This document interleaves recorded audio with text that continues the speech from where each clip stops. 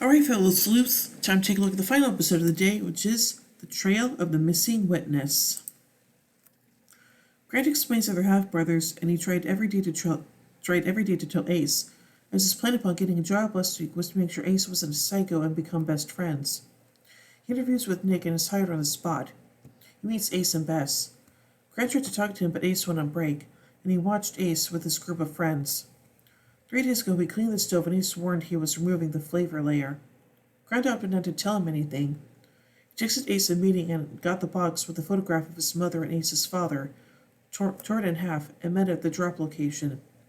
He answered a call demanding to talk to her, leaving the box behind. Ace picked up the box and found the photograph. Grant admitted that didn't feel right, since other than DNA they didn't have much in common. Ace asked if he knows about his mom, DYTSEC, but doesn't know much. He asked if Thom knows about him, but Ace hasn't told him. Grant admits his mom was in trouble when he called from someone in DYTSEC. Daniel West and Grant's mom used to work together. He has someone in the detail working for him that will kill his mom. She stole something from the company she worked for, and now he wants it back. She buried it in the Red Gate, but he can't find it. Daniel will be there in 24 hours and needs Ace since he's friends with Nancy Drew. Nancy spots a reflection in the window of the video Grant gave, identifying Daniel.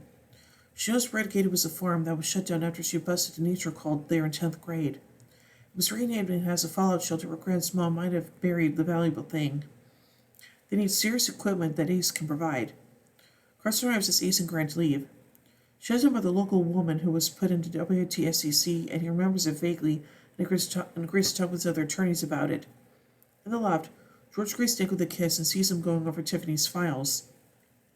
Tiffany had someone in the Hudson Inner Circle that linked Everett to murders for hire. Someone called the Saint, and Nick contacted them again. At the Claw, Bess sends a love letter from Odette and writes a response. Meanwhile, Ace and Grant go through stuff in his garage when Rebecca comes out with cookies. Thom enters and Rebecca and Ace sign a translation for him before he leaves. Celia and Nancy meet at the Claw to discuss Everett. Bashir moved back to the Caribbean about unforeseen visa issues and deported him. Celia wants her to retract the statement about Everett's and the Bonnie Scott. She wants that Everett will keep Nancy alive if she does this and others to prove her loyalty. Grant and Ace talk in the car. Ace tells him about Thom's accident. At the Claw, Jesse's disgusted by the thought of cooking the clams raw, but George is determined to win the charter bowl, even though the mother lost her family recipe years ago. Jesse refuses to partake and leaves. Bess flirts with George, thinking she's Odette, but pretends a customer is calling to leave. Nick arrives at the food festival. Ryan comes in with friends. Ryan introduces Nick to the men, Sid and Howard. They take a photo together. Meanwhile, Carson helps DA Gina Rosario with the case boxes, and she's grateful for Nancy being the linchpin in her case against the Hudsons. He asks for info on the state of Maine v. Holt Group, and she knows about it, agreeing to help. Nancy and Grant go to the tunnels while the boys try to figure out if they have anything else in common. They find a box wedged into the tunnel walls that's an old gaming device inside. The tunnels are unsteady and the beams collapse. Ace helps them secure the beams with things from his backpack, and they succeed in securing it. They form a small space for Nancy Grant to crawl through. Grant says that she go first with his mom's device, so she does. When it's Grant's turn, he climbs up, but with encouragement from Ace, he pushes through his fear. The second he passes through, the beams collapse. At the food festival, Nick isn't making progress with the Saint and meets Keenan, his counselor, who is with his daughter. Keenan thinks Nick should tell his story to other troubled youths, as he's now a community leader. Nancy, Ace, and Grant arrive at the Drew house, where Carson tells her he was on material for the case Nancy wanted. They play the tape on the VCR where Grant's mother tells her story and how she was connected to paying Daniel West to commit crimes. She listed names for witnesses, but the one person she didn't name was killed. The device isn't a toy, and it's also for hackers, and it's a list of witnesses on the device. It presents a riddle, and so it gives us faith to make mountain falls, and they want a chance to put it in. Nancy and Grant ask Thom, and Ace and Grant agree to ask Thom about the riddle. At the festival, Nancy tells Celia that she won't do it. She and Grant talk about Thom and his relationship with Grant's mother. He worries what it will do to Thom's family and Ace, but she urges him to consider what he wants.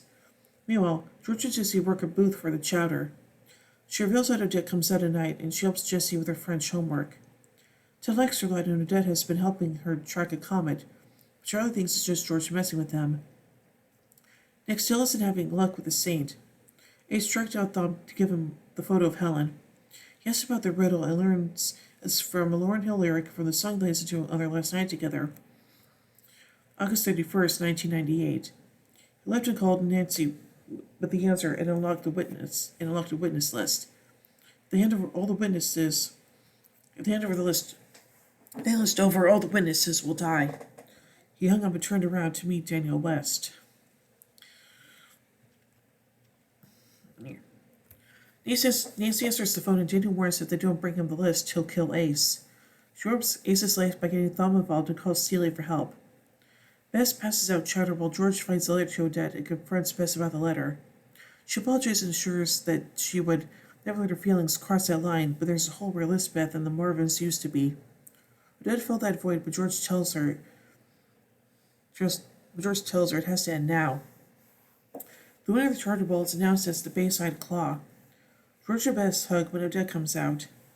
Meanwhile, Nancy and Greta arrive at the mill where Ace is tied to the side of the railing. She tries to bargain with Daniel, but he isn't interested, as he only wants the names. That's his way to the road back and remarks that they have no idea what they're up against, as the whole group is part of something larger, which was why she went stateside. The quarterback wants to list the people, and then they'll owe him, and he'll get his life back. Ace tells Nancy not to give the list over, as he doesn't want the deaths on his hands. Nancy can't risk losing Ace and gives the list over. Nancy cried for Ace while Daniel escapes in his car. She hugs Ace tightly and assures him that Celia will get the list back without hurting Daniel. He's surprised he believed Celia, to which Nancy responded that she couldn't lose him. Ace and Grant talk at the club where Grant has a text from the marshals that the guy Daniel West had working for the service had been arrested, so he and Helen are being reassigned. Grant is glad to have a little brother now. Nancy arrives with a device from Celia, though she owes Celia a favor now. She asks Ace about the road back, and Ace relays that it's a real-life Illuminati who has people everywhere, including multiple governments. You're in it for life, which is why Nancy plans to put the device in the Horseshoe Bay archive boxes with Grant. At the food festival, Jessie gives George her grandma's recipe that she got back from Big Tony, who stole it when he was fired from the Claw. He worked at the Beak and used the recipe to win. Jessie's impressed that her sister figured out on her own. Plus, the Beak had to use canned clams after someone freed all their clams. She used when Nick arrives and he didn't find the saint. Nick goes to see Mr. Driscoll and notes the college ring that recruited him for a football scholarship that Tiffany knew about. Driscoll didn't trust him early since Ryan told them Nick was a friend of his. Nick gives Ryan files that prove Hudson is tied to murders for hire. The problem is that with all the bank statements, wire transfers, and contract agreements are in Ryan's name. Everett had set Ryan up to take the fall from having Ryan sign things over the years as a teenager. The papers are for bombs, hits, and more. All that Everett set Ryan up to take the fall for. Meanwhile, Ace introduces Thom and Grant to the parking lot of the Claw. Grant learned a bit of sign language to communicate with Thom and introduced himself. Ace translates Thom's language for Grant and Thom hugs him tightly. Ace translates for both of them before Grant has to leave. He tells Ace before he goes that Star Trek is better, which Ace remarks that he's his brother and they hug. Grant gets into the Marshall car and leaves. Finally, Nancy visits Dee Rosario to tell her that she wanted to amend her statement to say she was confused, emotional, and was wrong about Everett Hudson being involved in the Bonnie Scott accident. Interesting. So let's take a look at some trivia surrounding this episode.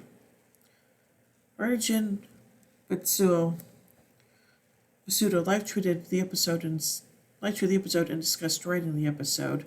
Again, I'm not going to go into those tweets because I just don't feel like it. So yeah, anyway.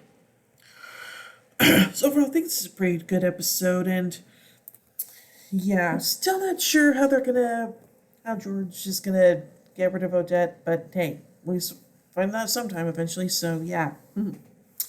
So overall, I give The Trail of the Missing Witness 4 Deerstalkers out of 5. Well, anyway, tune in more as we do the next episode the beacon of Moonstone Island.